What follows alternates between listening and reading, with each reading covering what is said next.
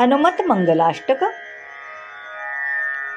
भास्वदानररूपाय वायुपुत्राय धीमते, अंजनीगर्भजाताय अंजनेयाय मंगलम्।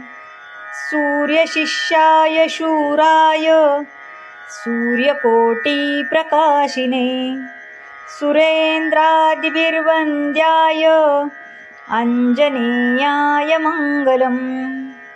रामसुग्रीवसन्धात्रे रामायार्पितचेतसे, रामनामैकनिष्ठाय राममित्राय मंगलम्।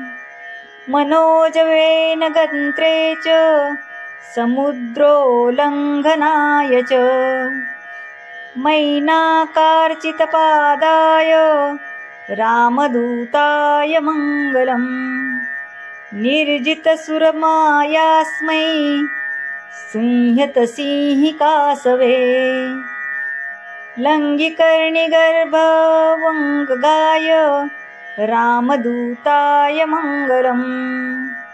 हतलङ्गकेशगर्वाय लङ्कादहनकारिणे, सीताशोकविनाशाय रामदूताय मंगलम्।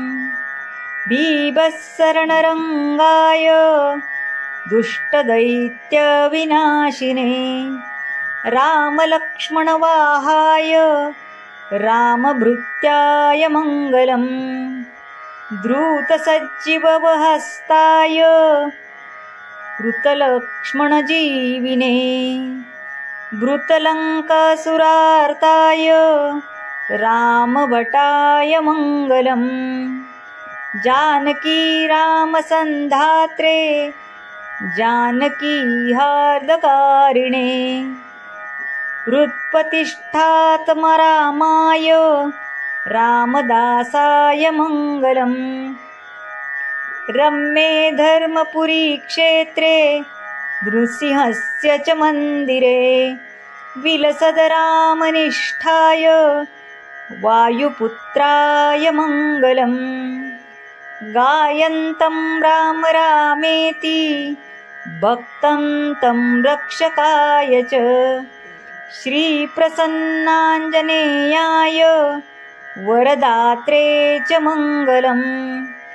विश्वलोकसुरक्षाय विश्वनाथतुनाय च, श्रीप्रसन्नाञ्जनेयाय वरदात्रे च मंगलम्।